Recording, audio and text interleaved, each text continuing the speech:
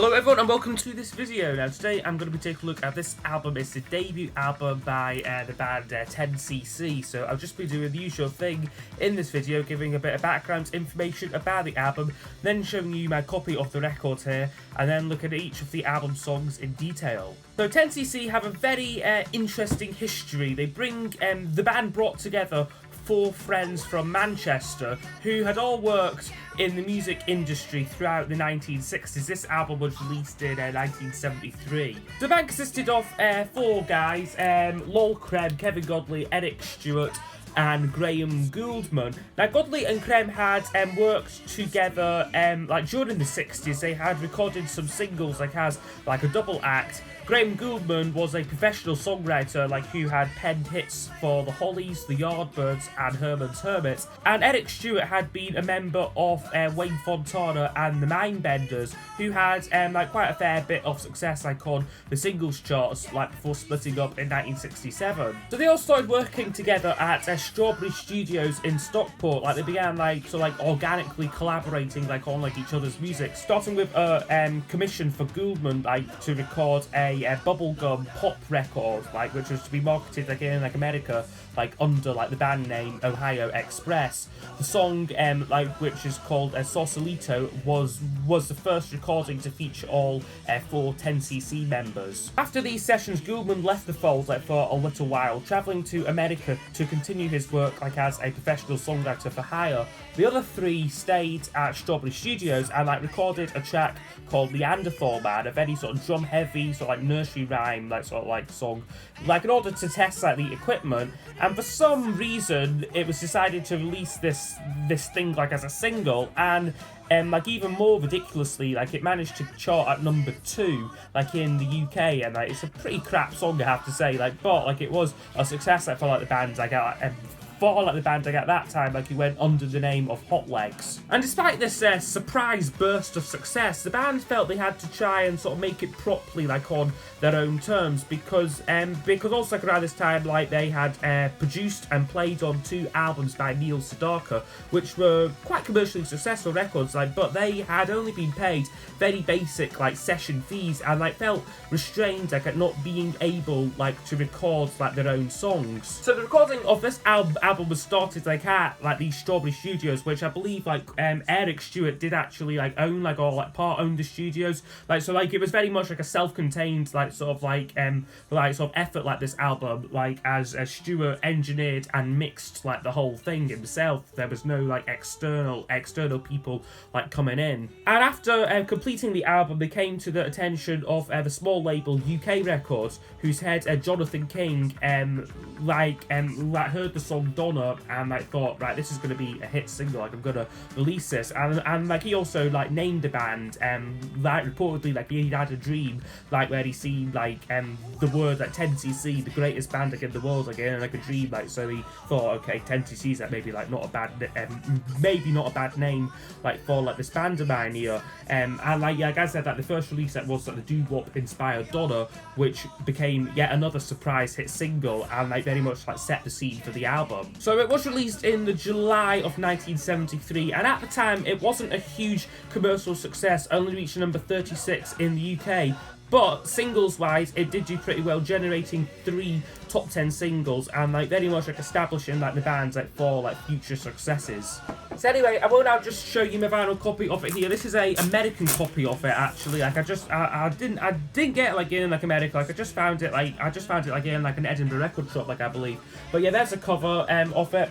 Yeah, not one of my favourite album covers there, but just quite basic balloony cover. There's the back of it there, slightly cheesy back there, it looks more like a kind of Osmonds album, or something like that, just with their faces and names on it. They're not really teen poster pin-up guys, but that's in there. I think it might have been a bit of a piss take anyway. There's the track list and more details there. It's just got a basic inner sleeve with this one, just with the lyrics to the songs on it there, which is quite nice.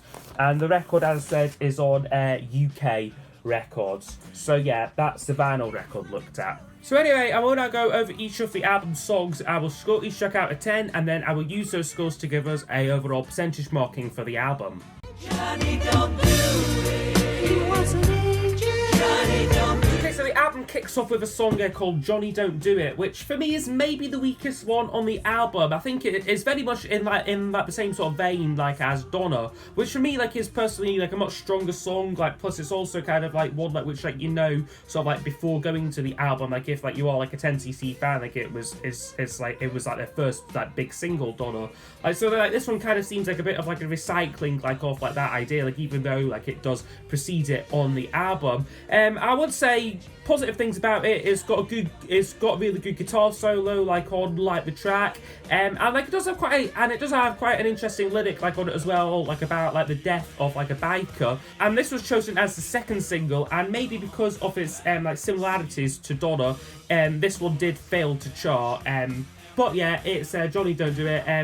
Okay start to the album, I would say. I opened my magazine. What did you see? I saw Mr. Frank. Next up is called Sand in My Face, which is another pretty good song here. I've read on Wikipedia that this was inspired by the Charles Atlas Dynamic Tension comic book, which was also the inspiration for a couple of tracks on the Who's album, The Who Sell Out. It's kind of a goofy song, this goofy call and response structure to it, kind of twangy guitar lines going throughout the song I believe played by Gouldman using a dolrubo, an Indian sort of instrument, again showing their sort of arranging creativity.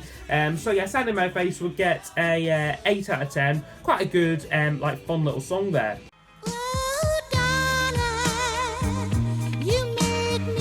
And then we get Donna, which was their first single, and it is a really good sort of doo-wop pache style song. Lol Creme sings this song with such a kind of a unique voice. He puts on a really sort of high pitched voice, and it's a very unique sound. It's him singing kind of straight away, but then that's kind of contrasted by the lower vocals from Kevin Godley. Again, the song is really, really, really well recorded. You've got an excellent guitar solo in it, and yeah, was a big hit for them. Reached number 2 in the UK charts, and very much was 10cc's breakthrough single.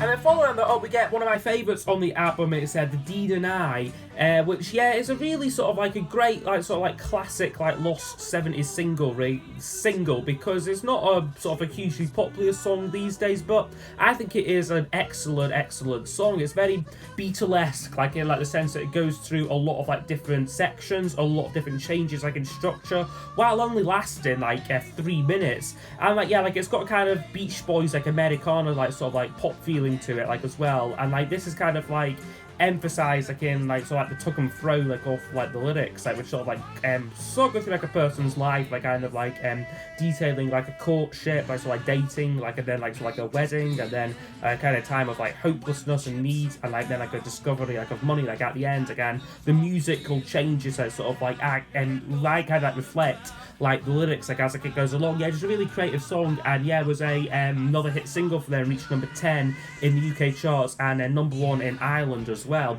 So yeah, The Deed and I, really good track there. We'll give that one the full 10 out of 10.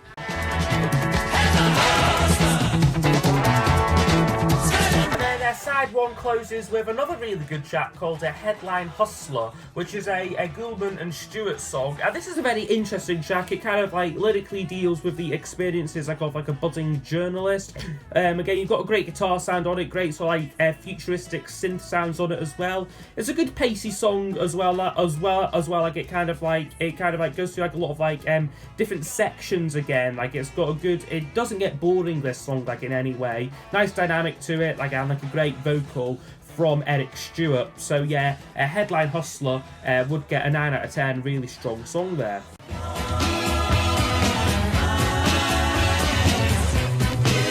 We flip over the record to the second side, which I think is even stronger, and it begins with a song called Speed Kills, which was distributed on the back here, was co-written by all 4 members. That's quite rare for a 10cc song. Usually it's one song written team or the other, whereas on this one they all kind of collaborate, which makes sense because the song is kind of like a semi-instrumental song, this one is. It's kind of made up of like a guitar riff, like which is very sort of like frantic. It's got a great drum sound, great rhythm on it, but then also vocally, like when like they do eventually come in, really nice sort of like a close harmony, like unison vocals on it. Again, it just works so well. Such a wonderfully recorded song. Like Eric Stewart, like even though like he was still like fairly young, like he knew his way like around like a recording console, like and like mixing desk, like yeah, just a really good song here. We'll give that one a 9 out of 10. Load up, load up, load up, we're Rubber Bullets. Okay, and then we get the other big hit on the album, Rubber Bullets, which is a kind of sort of 50s throwback song, like again. It's kind of like a rock and roll sort of like jailhouse rock like style track, like with lyrics sort of like talking about like the breakout like off like a jailhouse.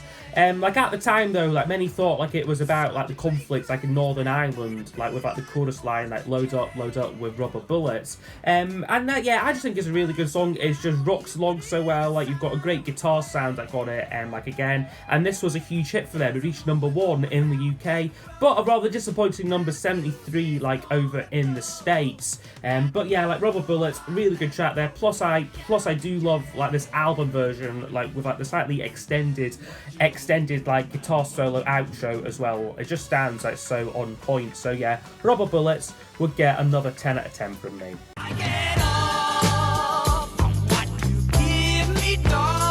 And then just as like Rubber Bullets like sort of like fades out like the guitar solo, the next song sort of creeps in on you. It's called the Hospital Song, and this is a Godley and Creme track, and it's very weird and wacky, but I think brilliant. It kind of like literally talks about the woes of like someone like in hospital. Like the first line goes like, nobody sends me birthday cards, nobody brings me flowers. It's got a breezy kind of like electric piano backing, and like then goes into like this really sort of like catchy chorus again, like with great harmony vocals. 10cc were just such perfectionists like in the studio, and like tracks like this just like really show it. Again, it's weird, wacky, and like experimental, but everything is really well considered, like which I do really like. So yeah, Hospital Song would get also a 9 out of 10. Another really good, really fun track. Ships don't just disappear in the night. And then the penultimate one is called Ships Don't Disappear in the Night, Do They? Which is a Gulman and Stewart track. And this is a kind of like old school like rocker, like this one here. Like it's got like the usual sort of like 10cc trademarks on it, like a kind of like a creative arrangement, especially like on like the guitar sound. Again, it's got a lot of changes like in like time signature. It's maybe for me not one of the absolute standouts on the album, but it is one like which just like growing you, and like yeah, like that kind of like that chorus line, like where like they sing like ships don't disappear in the night, do they? It works rather well. Like it's quite a good live number. Like I believe this is one of the only tracks they do from this album on their live album, Live and Let Live. And like yeah, like I just think again it is a good song, this one here. So I would give that one 8 out of 10. So say one and so say all.